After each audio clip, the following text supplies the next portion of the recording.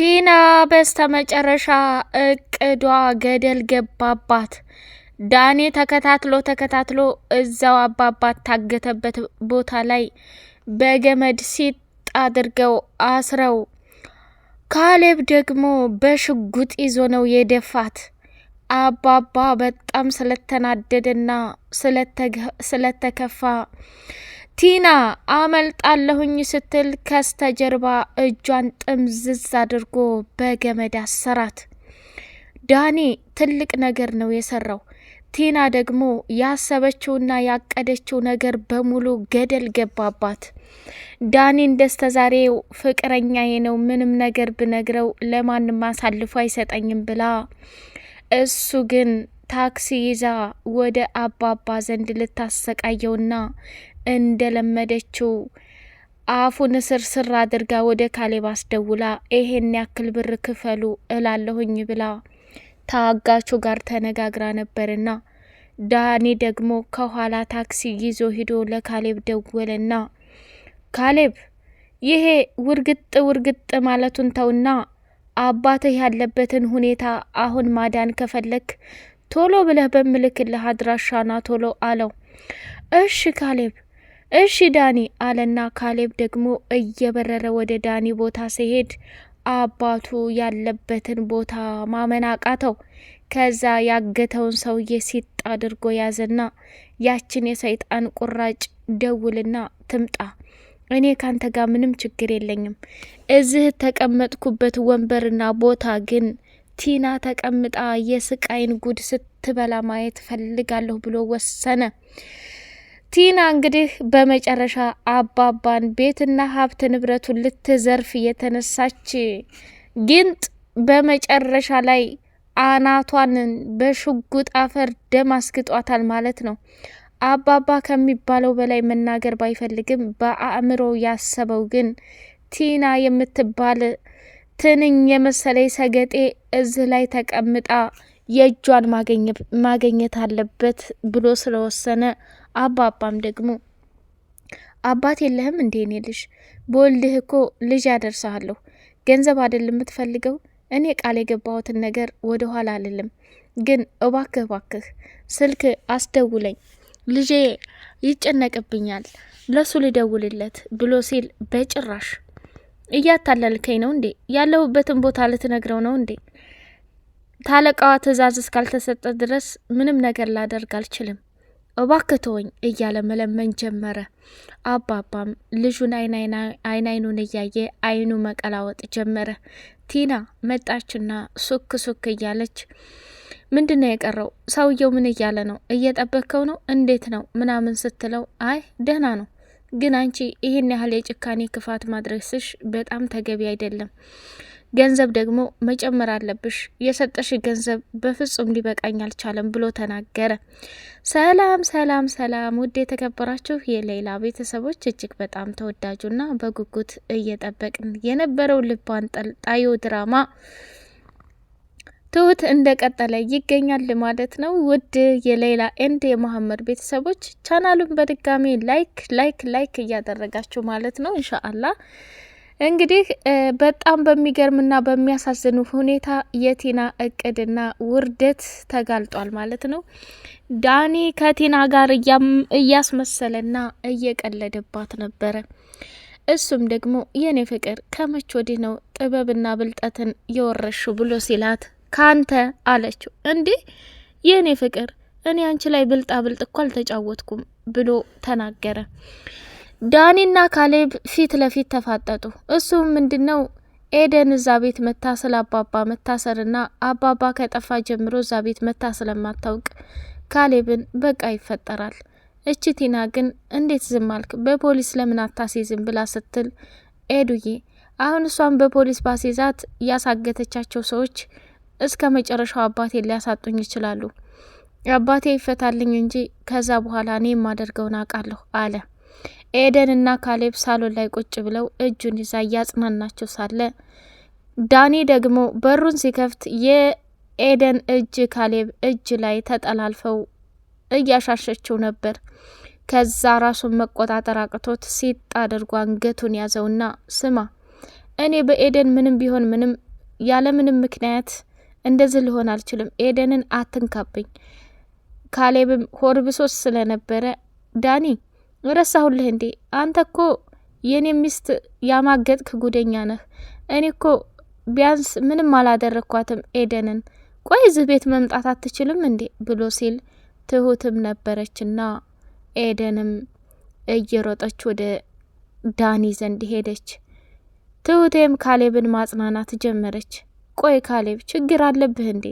ለምንድን ነው ትዕግስት የሌለህ? አሁን ላይ ለአባዬ መገኘት ዳኒ ያስፈልገናል እያልኩ አይደል እንዴ? ስለዚህ ምን መጣላት አስፈለገ እንዴ? ትሁት አንቺም ከየት ያመጣሽው ማስመሰል ነው? እኔ እኮ ሳልፈልግ መጥቶ ነው አንገቴን ያነቀኝ እና ይምታኝ እንዴ?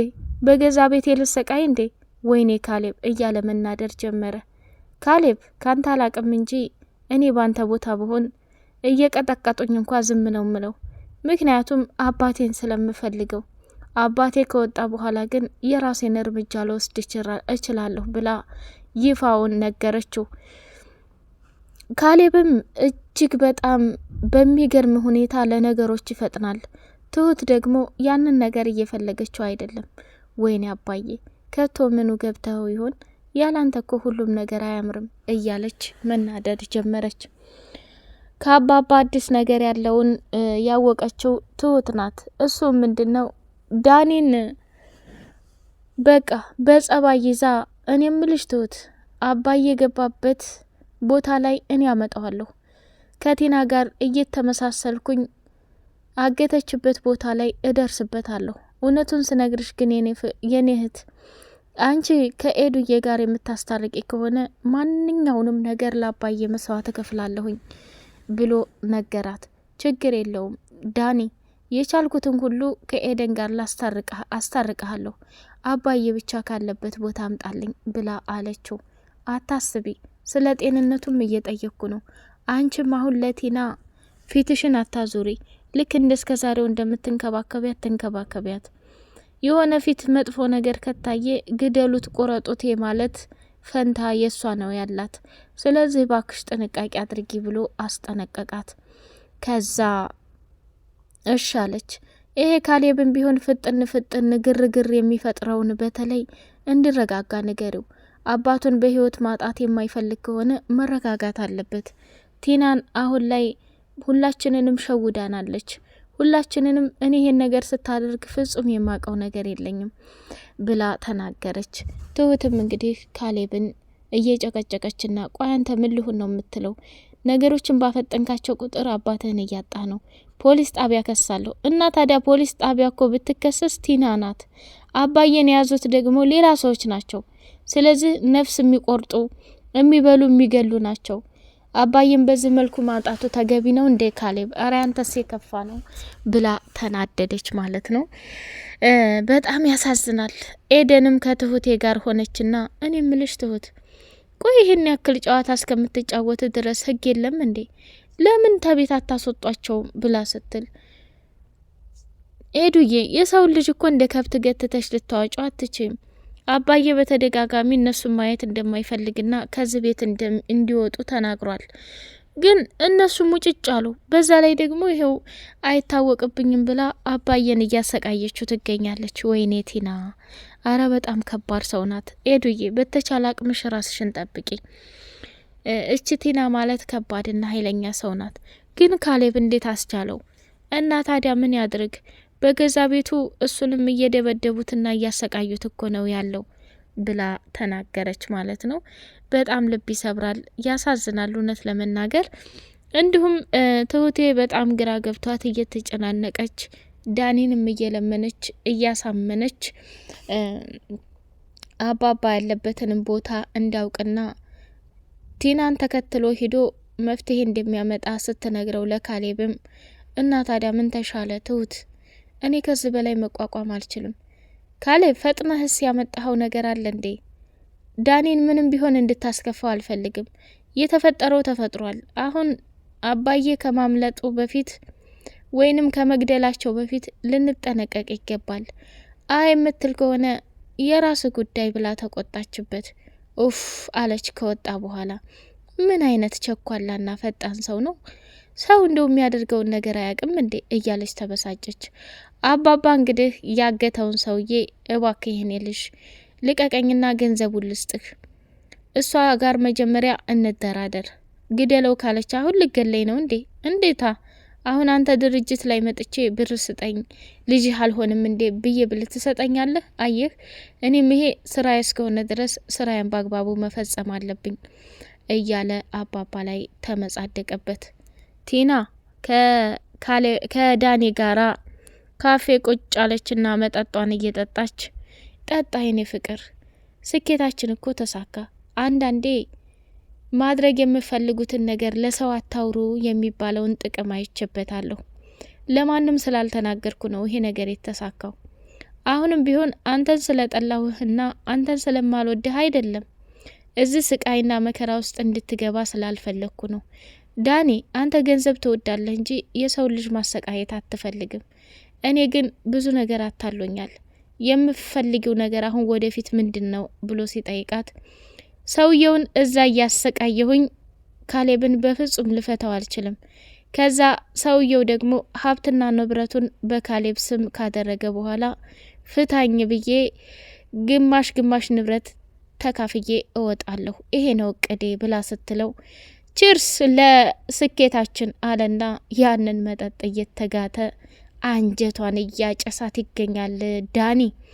መጨረሻ ላይ ከሰዎቿ ጋር ተደዋወለችና እየበረረች ታክሲ ይዛ ወደ አባባ አገተችበት ቦታ ላይ ሄደች። ዳኒም ተኋላ ተከተለና ተደብቆ ከሰውየው ጋር ስታወራ ምግብ አምጭልን በራሞትን እኮ ሲላት እንዴ ገንዘብ ከየት ይገኛል? ይህንን ሁሉ እኮ ምግብ የሚያመጣው በገንዘብ ነው። እንዴት ገንዘብ ጨምሪ ትይኛለሽ? እንግዲያው ሰውየውን እፈታዋለሁ። ምን አለ መሰልሽ እኔ እዚህ እቃቃ እያጫወኩ ሳይሆን ስራ እየሰራሁ ነው። ገብቶሻል? አለ። አዎ ገብቶኛል። ግን ይሄን ሁላ ገንዘብ እንዴት ትጠይቃለህ? የምገዛው ምግብ ለራሱ ብዙ ብር እኮ ነው የሚያስወጣው። ስሚ እኔ ሰውየውን አድርግ ያልሽኝን ለማድረግ እንጂ በገንዘብ እንድትከራከሪኝና እንድትደራደሪኝ አልፈልግም። እሺ በቃ አትቆጣ። እዚህ ስመጭ ማንም አላየሽም አይደል? ማንም አልተከተለሽም አይደል? አላት። አዎ ማንም አላየኝም። እንግዳውስ ጥንቃቄ አድርጊ። እዚህ ከመጡ እነሱም ህይወታቸውን ያጣሉ፣ ሰውየውንም አንገቱን እቆርጠዋለሁ ብሎ ነገራት። ምግቡን ልትገዛ ስትሄድ የአባባንም ያገተው ሰውዬ ወደ ፎቅ ሲወጣ ዳኒም ከኋላ እየተከተለ ሰውየውን እዛው በር ላይ ደርሶ እየቆረቆረ ነበር። ዳኒ እንግዲህ በሩን ከፍቶ ሰውየውን ተጋፍጦ አባባን ከዛ ካለበት ሁኔታ ያተርፈው ይሆን የሚለውን በጉጉት የምናይ ይሆናል። አባባስ እዛ ሰውዬ ላይ ችግርና አደጋ ካደረሰበት የቲና ጣፈንታ ምን ይሆናል? የሚደፋት መቼም ይሄው ያጋቹ ሰውዬ ነው፣ በባዶ ስላስቀረችው ማለት ነው።